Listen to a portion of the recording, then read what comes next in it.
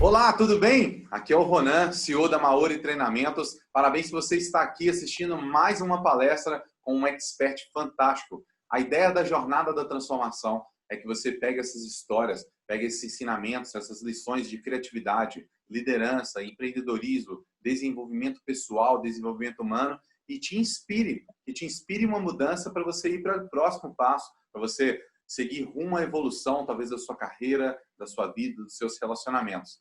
E hoje estou aqui com uma pessoa fantástica, um convidado muito especial, além de ser um querido amigo, uma pessoa que estuda demais sobre essa relação da sua gestão interior, da sua gestão exterior, estuda filosofia, e é uma pessoa que é marcada por toda vez que a gente se encontra, toda vez que ele passa por alguma de suas palestras, toda vez que alguém se relaciona com ele, sofre um impacto aí profundo. Sofre não, né? Ganha esse impacto profundo. Então, estou aqui muito feliz com a presença hoje. Seja bem-vindo aí, Thiago Duque. Olá, como é bom estar aqui com vocês mais uma vez, né, junto com o Ronan. Então, prazer a todos. Meu nome é Thiago Duque. É só uma introdução breve. Hoje em dia, eu tenho 19 anos. Hoje em dia, eu estou indo para o 4º período do curso de filosofia na PUC Minas. Que nem o Ronan disse, eu gosto muito, muito, muito de estudar sobre espiritualidade no geral, sobre filosofia, tanto ocidental quanto oriental.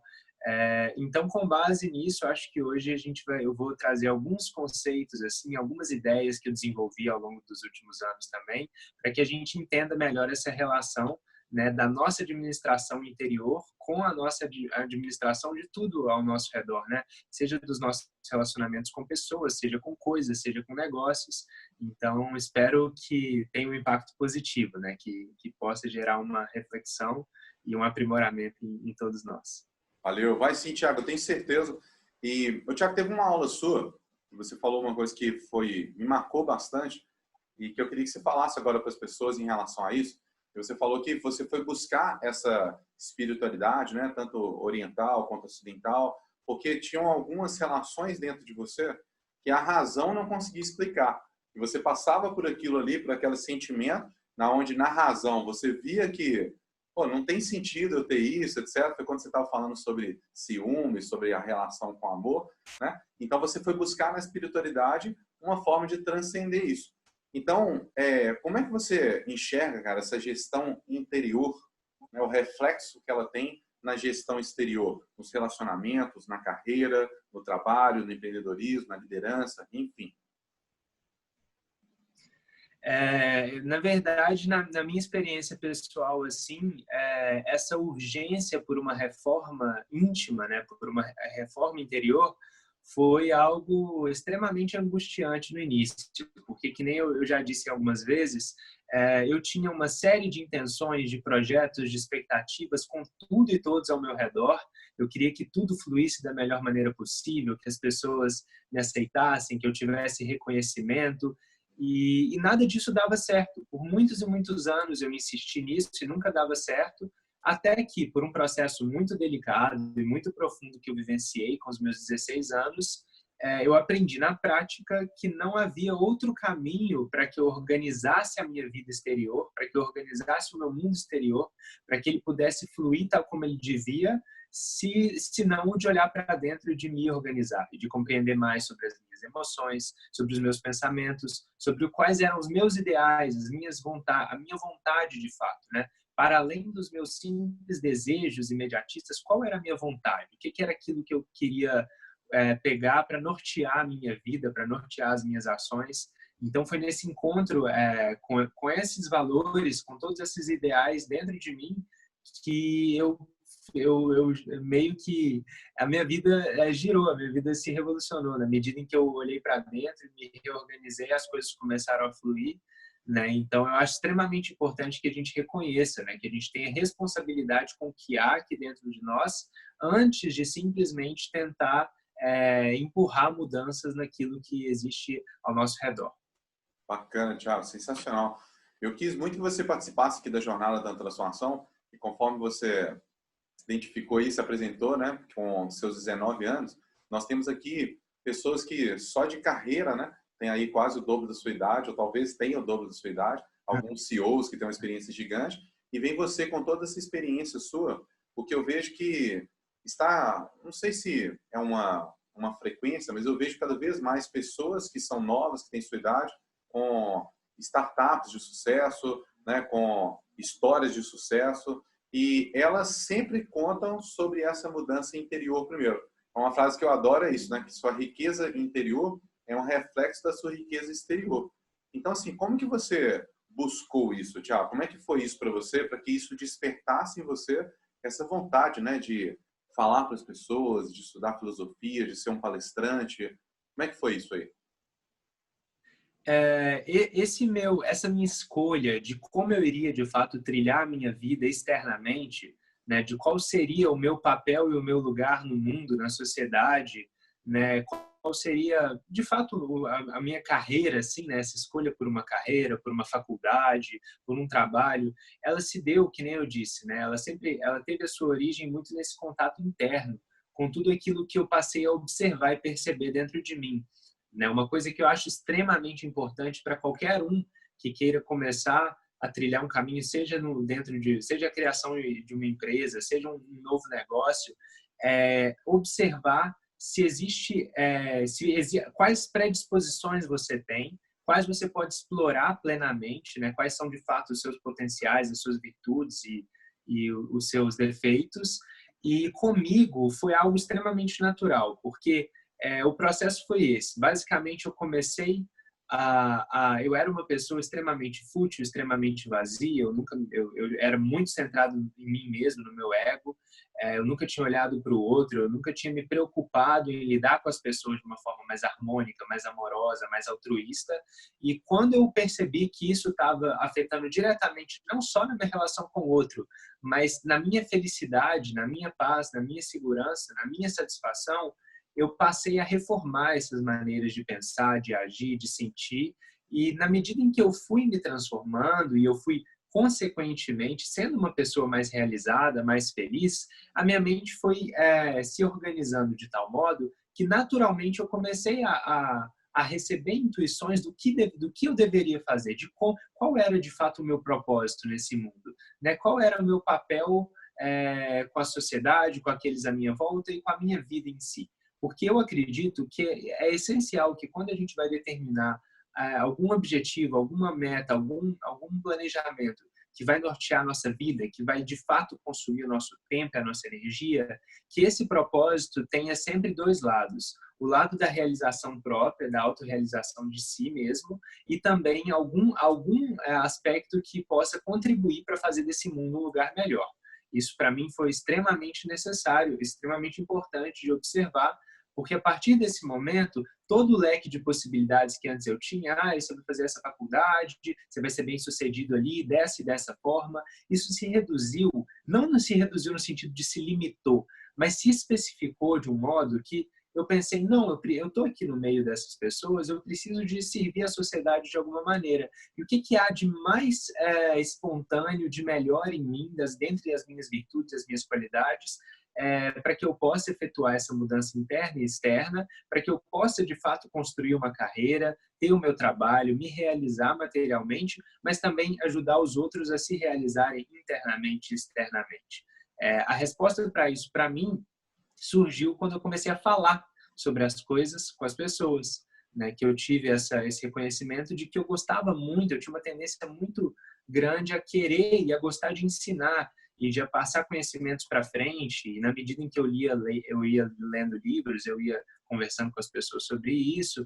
Então, para não trazer todo o foco dessa conversa para mim, para minha vida, eu acho que o mais importante, assim, para que eu tivesse segurança de, vou escolher uma faculdade de filosofia, eu vou criar um canal no YouTube, eu vou começar a dar palestras, começar a dar cursos, foi essa autoobservação, essa percepção do que estava ali chamando dentro de mim, para que viesse a se manifestar, e nessa manifestação externa, que não somente me realizasse, mas também ajudasse os outros. No meu caso, foi essa questão do ensinar, do falar, do transmitir conhecimento.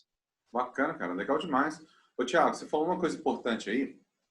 Na verdade, você falou várias coisas importantes, mas uma me chamou a atenção, que você falou que sofreu um impacto emocional aos 16 anos, e isso começou a te levar para essa procura, né? E aí você vinha aprofundando isso ao longo desses anos, e, né, o caminho ainda é longo, a gente nunca para de aprender. E o nosso subconsciente, ele funciona assim, né? Não só o subconsciente, mas passa também pelo lado racional, que a gente aprende as coisas sobre duas formas. A gente aprende ou sobre repetição ou sobre forte impacto emocional, né? Então, assim, na sua área de estudo, aí, na sua área de palestra, Thiago, que é falar sobre essa gestão interior, né?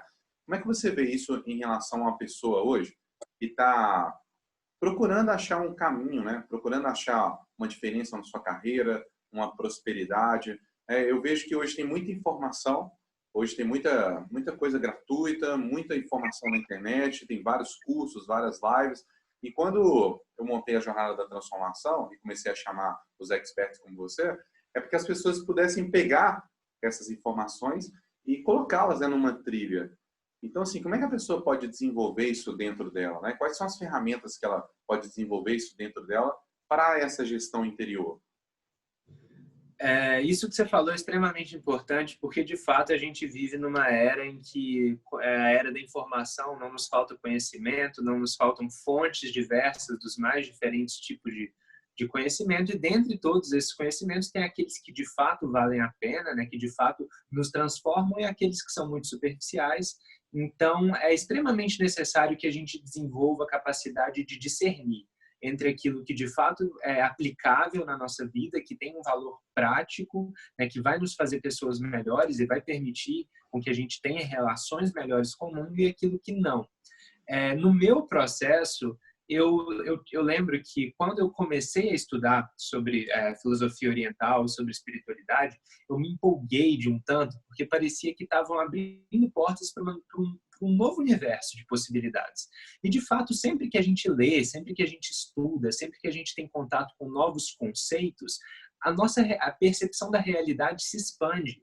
Porque eu gosto muito dessas palavras, porque para mim elas têm muito significado, mas é como se a fração da realidade que a gente pode perceber fosse proporcional ao tamanho do nosso universo simbólico. O que é esse universo simbólico? São aqueles conceitos que a gente tem, as maneiras de falar sobre as coisas, as maneiras de definir as relações. Então, quanto mais a gente lê, mais a gente estuda, mais a gente aprende, maior se torna o nosso universo simbólico, e também maior se torna a compreensão da realidade. Mas é extremamente importante que você dê tempo para sua mente processar, assimilar e se reorganizar, e saber principalmente filtrar o que de fato importa e o que de fato não importa. Então, a grande diferença, que é muito legal fazer, de inteligência e de sabedoria, por exemplo, ou se não de intelectualidade, eu acho até melhor, e de sabedoria, é que a sabedoria ela sempre é fundada na praxis, no âmbito da prática, no âmbito daquilo que pode ser feito.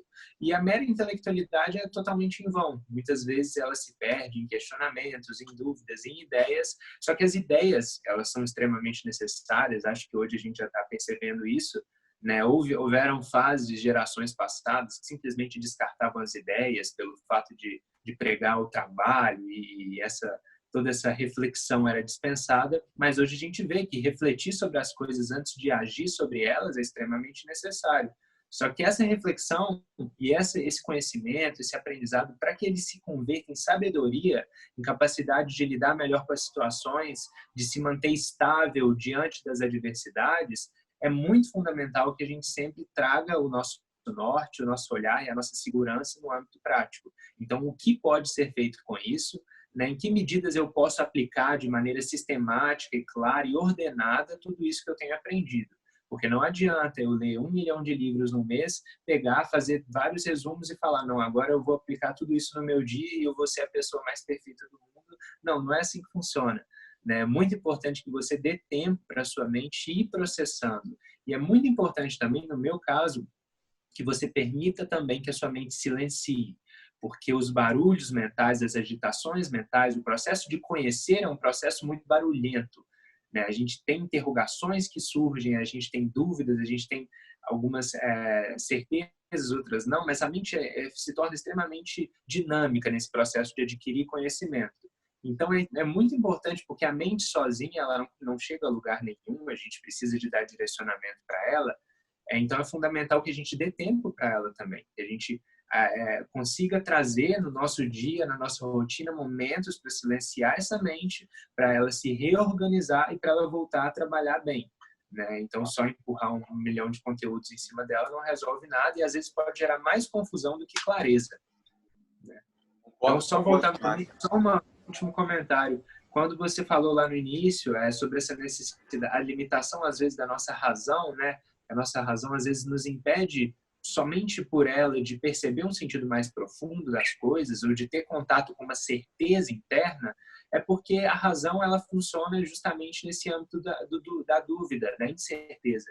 Então, uma vez que a gente dá tempo, que a gente se observa, que a gente para e simplesmente sente aquilo que vem, que surge de dentro de nós, a gente pode ter mais clareza para olhar para os pensamentos, para saber escolher, para ter esse discernimento do que é aplicável, do que eu tenho que levar comigo para minha vida e do que é dispensável.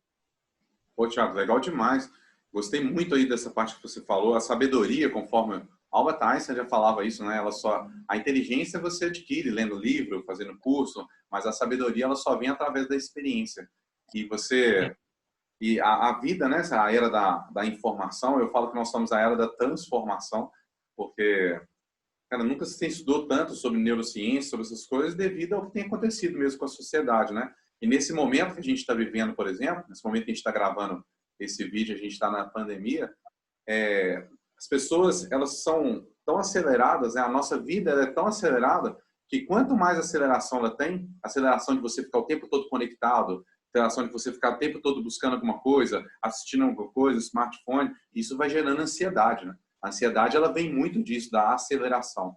Então, quando você falou assim, acalmar a mente para que você possa discernir sobre qual tipo de conteúdo você vai consumir, tudo aquilo que você vai aplicar, eu acho fundamental, acho fenomenal. E quais são as práticas hoje que você utiliza para acalmar a sua mente? Como é que a pessoa pode buscar isso?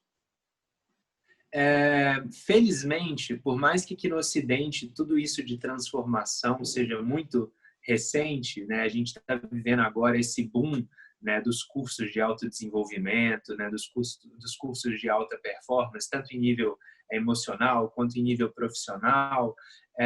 Se a gente for olhar um pouco para o outro hemisfério do mundo, eu estou sendo bem generalista, mas países como Índia, países como China, países como Tibete, eles carregam dentro, na própria cultura, na própria história, uma série de tradições seríssimas que tiveram como propósito único permitir que, através de práticas específicas, de métodos específicos, o homem alcançasse isso que há de mais precioso dentro de si.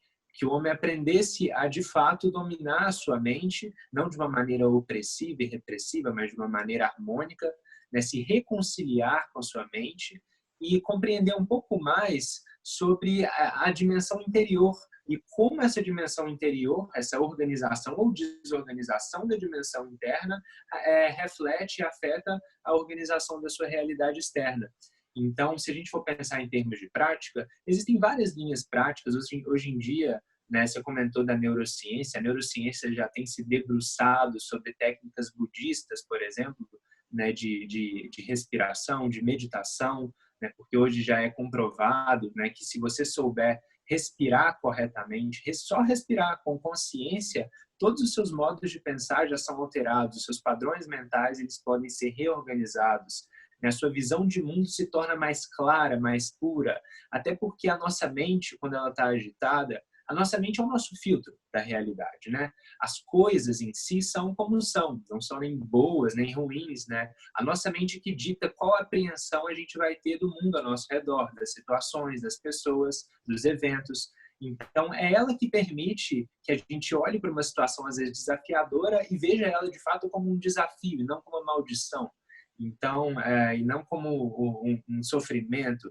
Então, é muito essencial que a gente desenvolva técnicas, por exemplo, eu estava comentando da respiração, se você tirar um tempinho por dia, isso é o mais básico de todos, 5 minutos simplesmente para respirar com profundidade e observar a sua respiração, você vai ver que o fluxo de pensamentos da sua mente naturalmente diminui. é uma relação direta, fluxo diário e fluxo de pensamentos. Isso é estudado muito profundamente dentro de filosofias orientais, como, por exemplo, do yoga, mas eu não vou me aprofundar tanto nessa parte técnica. Mas o fato é que existem várias técnicas, dentre elas, ao meu ver, a principal é a meditação e a atenção plena, né, que é essa capacidade de estar centrado, estar inteiro em tudo que você estiver fazendo, né, com sua mente totalmente focada para aquilo, com a sua consciência plena e atenta, né? Isso permite também que você não faça nada na sua vida movido por condicionamentos e no modo automático, em que você nem sabe para onde você está sendo levado. Então, isso é chave, né? Se você quer aprender a conduzir sua vida, é que você aprenda a estar consciente em todos os seus atos, em todas as suas escolhas, em todos os seus relacionamentos. E junto com essas técnicas, se a gente for colocar nomes aí para vocês pesquisarem, interessados, pesquisem sobre mindfulness. Esse nome hoje em dia está muito na moda, assim, a neurociência tem investigado todos os benefícios a nível até cerebral de como a prática do mindfulness interfere no nosso cérebro, na nossa capacidade de interpretar e de reagir à realidade. E a prática essencial, eu acho, pelo menos ao meu ver, o que eu uso para adquirir, né, para fazer essa administração interna, para trazer essa harmonização das minhas emoções, dos meus pensamentos, e hoje é a meditação. Né? Existem sim também várias técnicas de meditação, cada um se encontra melhor com uma ou com outra. No meu caso, eu pratico uma técnica chamada de meditação tântrica. É uma meditação que só quem aprendeu diretamente com algum professor de Tantra pode ensinar. Então, caso algum tenha interesse, pode me procurar saber, ou eu posso encaminhar. Mas é uma técnica que para mim hoje é totalmente a base de tudo, é algo que eu carrego comigo dia a dia, né? Até porque eu acho que esse contato consigo, ele não tem que ser um contato meramente, tem que ser um relacionamento.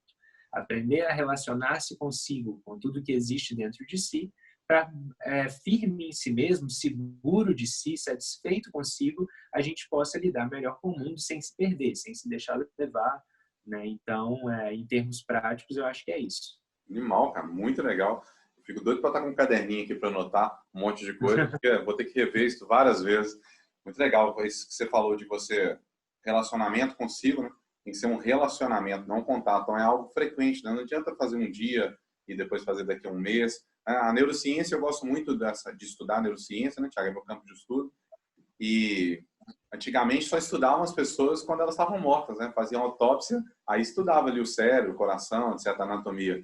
Hoje, pode estudar com a pessoa viva como que a respiração altera esse padrão mental. Teve uma época, Thiago, que eu estava estudando sobre o mindset de pessoas que eram jogadores de pôquer, porque eu queria comparar o mindset de jogadores de pôquer com o mindset de pessoas que são investidores na bolsa de valores. Eu, por exemplo, faço vários investimentos nesse sentido e eu queria estudar esses mindsets ligados à alta performance.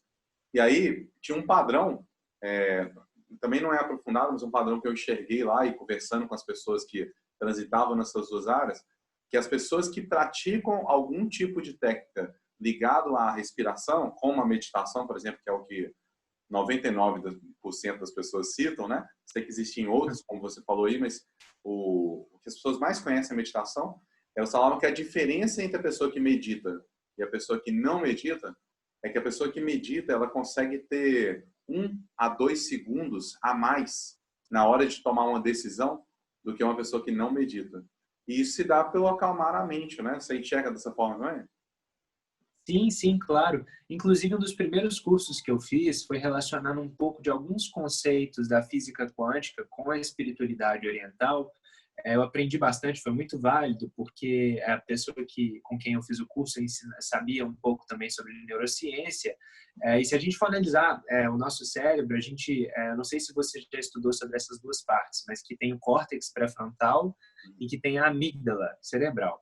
E eu não sou estudante de neurociência, então me desculpe se eu estiver falando alguma coisa de errado, mas o fato é que com 21 dias de meditação, né, com 3 semanas de meditação, vários estudos já observam uma maior atividade, um maior desenvolvimento dessa região, que é o córtex pré-frontal, que é a região responsável por tomar decisões racionais, né, por ponderar diante das situações. Enquanto a amígdala cerebral é a região responsável pelo comportamento reativo, impulsivo, né, por todas essas emoções explosivas. Então, quando você começa a meditar, os estímulos que o seu cérebro recebe, que interpreta, passam a ser mais, como eu posso dizer, o mecanismo de resposta do seu cérebro começa a passar mais pelo córtex do que pela amígdala, ou seja, você consegue lidar com as situações à sua volta de uma maneira muito mais, com uma visão muito mais clara, sem ser tomado por emoções impulsivas, por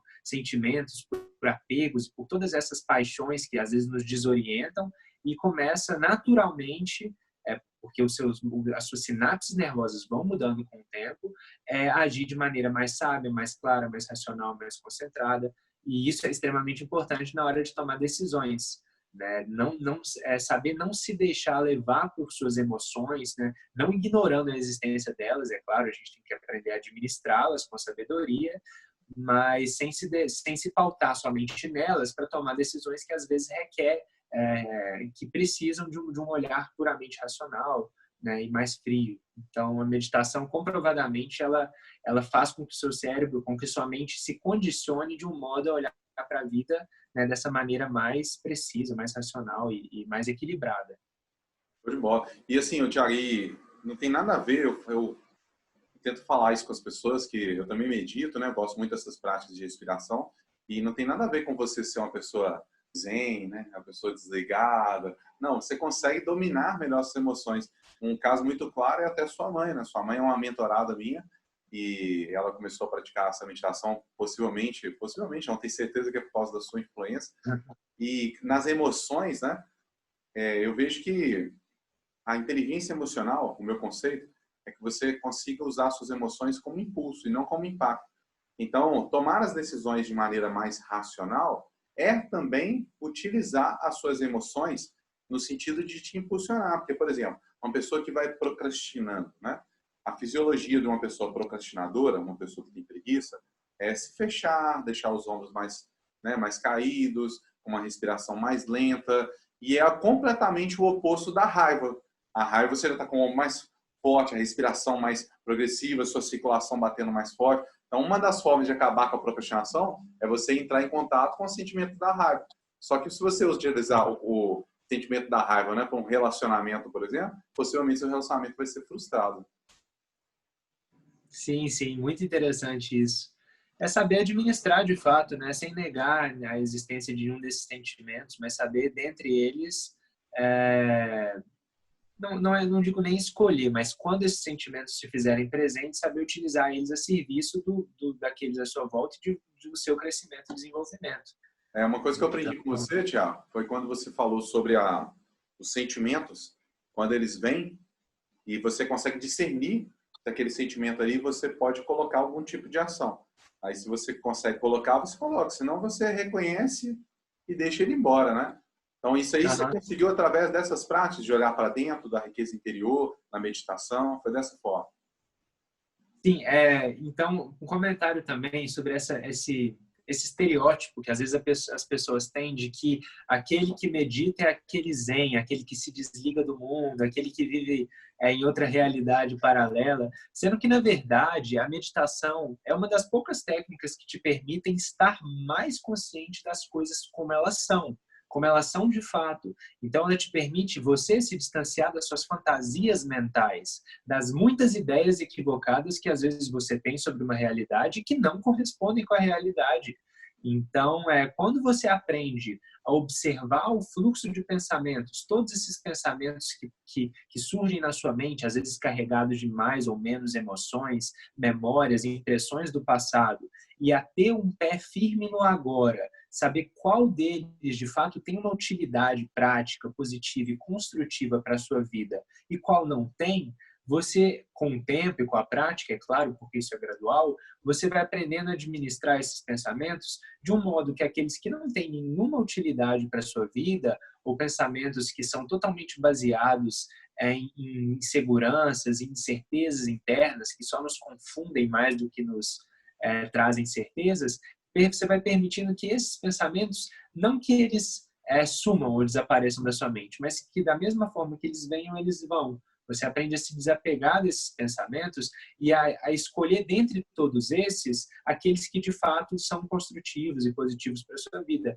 Então, até mesmo em termos de gestão, é extremamente necessário que alguém que está ali refletindo e pensando sobre o futuro da empresa, sobre técnicas para administrar, para gerir, novos projetos a serem lançados, que essa pessoa, diante disso tudo, para que ela não se torne uma pessoa extremamente ansiosa, extremamente lunática, né, e passe a agir na realidade não como ela é, mas segundo as próprias fantasias mentais, que ela saiba discernir, né, com a ajuda de técnicas de atenção plena, com a ajuda de técnicas de meditação, entre aquilo que de fato é útil e legítimo, e de fato tem que ser acolhido, e aquilo que tem que ser simplesmente deixado de lado, porque a nossa mente é muito incerta. Eu sempre digo, a nossa mente, ela é uma ferramenta para resolver problemas, para raciocinar, para racionalizar, para interagir com o mundo de uma forma mais sábia. Mas se não há problemas a serem resolvidos, porque muitas vezes não há, e a gente nos mantém nesse plano totalmente mental, ela vai começar a criar problemas para a gente resolver. Então, qualquer um de um dia para o outro pode se tornar uma pessoa ansiosa. É só fechar os olhos e começar a pensar. Porque se você não tiver problemas, se não tiver nada que possa ser feito aqui e agora para resolver isso que você chama de problema, é porque ele não é um problema, mas sim uma imaginação. E se não há problemas, as imaginações aumentam e aí os problemas vão se tornando cada vez mais reais. Né? Vou falar problema mais uma vez, mas o grande problema da pessoa que é ansiosa é que as suas imaginações e fantasias se tornaram mais reais que a própria realidade. E essas pessoas, sim, estão fora do real, estão no mundo da lua. Não quem medita, quem tem esse hábito de cultivar a atenção plena, de administrar os pensamentos, estão muito mais firmes e muito mais seguras para lidar no mundo de uma maneira mais sábia, mais eficiente também, né? Perfeito, Thiago, perfeito. Thiagão, para a gente encerrar, cara, queria que você pudesse falar para a pessoa que está ouvindo a gente agora, que está buscando, né, um caminho, jornada da transformação é para isso, né, para ela possa pegar essas histórias, esses ensinamentos e trilhar um caminho. Então, quando ela acabar a sua palestra hoje, o que ela pode aplicar imediatamente? O que é um conselho que você poderia dar assim, busca saber isso, busca estudar isso, pratica isso, né? A verdade é que eu tenho uma listinha, né? Porque essas coisas todas, elas são são muito amplas, muito profundas e é muito importante que a gente tenha uma base, um sistema prático para não permitir que essas ideias todas fiquem perambulando e a gente não tenha um norte. Então, é que nem eu disse, existem várias tradições, várias escolas de meditação, de filosofia oriental, que criaram ao longo dos séculos e dos milênios sistemas de prática para permitir que, através desse relacionamento consigo mesmo, todas essas capacidades sejam desenvolvidas ao máximo.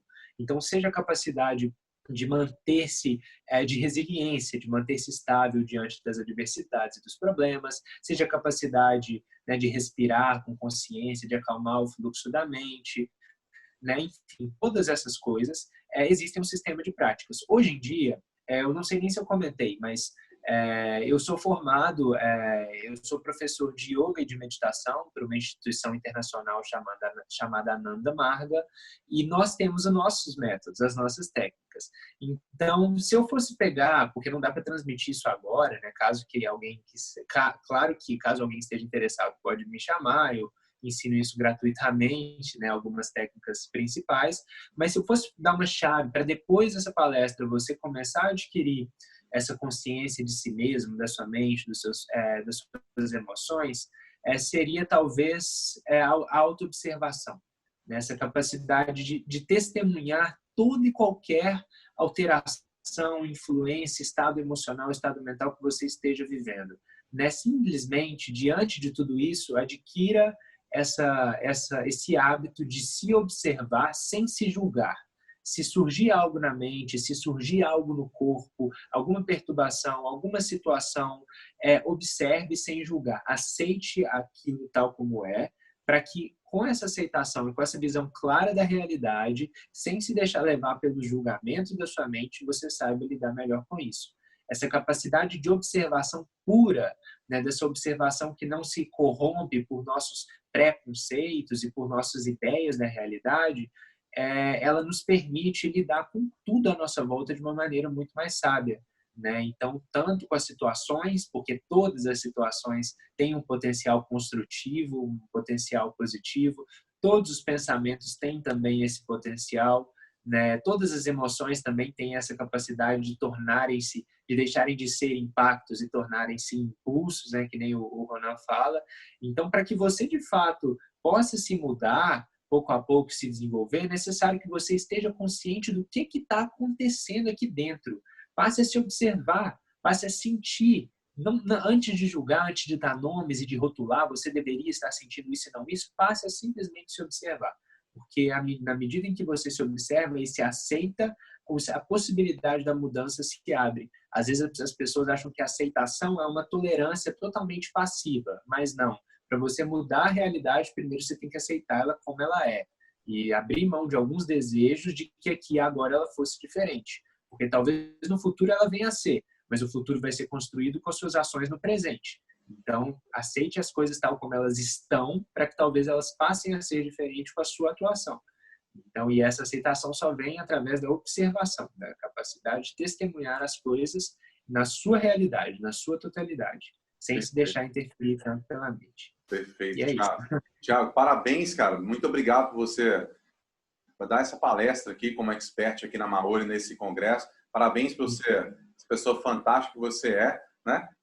Com 19 anos, você buscando todo esse conhecimento, tenho certeza que seu futuro vai ser cada vez mais brilhante e a casa está sempre aberta para você. Obrigado, viu? Obrigado. Eu que agradeço pela oportunidade de estar participando disso tudo aqui, mais uma vez pelo convite. Espero que toda essa jornada de transformação, todo esse congresso esteja sendo maravilhoso para todos vocês e que, né, com esse discernimento mental, com essa capacidade de filtrar informações, todos saiam daqui muito mais cheios de vontade de se melhorarem e também de administrarem tudo à sua volta de uma maneira mais sábia, consciente e efetiva. É isso aí, pessoal. Ficamos aqui com o Thiago, então, em mais essa palestra espetacular. Espero que ela tenha te impulsionado, te dado vários insights. Eu peguei vários aqui para impulsionar a carreira, impulsionar a empresa, a liderança, a sua criatividade. E fica ligado nas próximas palestras ligadas a desenvolvimento humano, ligado à liderança e aproveite toda essa jornada da transformação para se impulsionar. Fico por aqui, então. Um forte abraço. Tchau, tchau.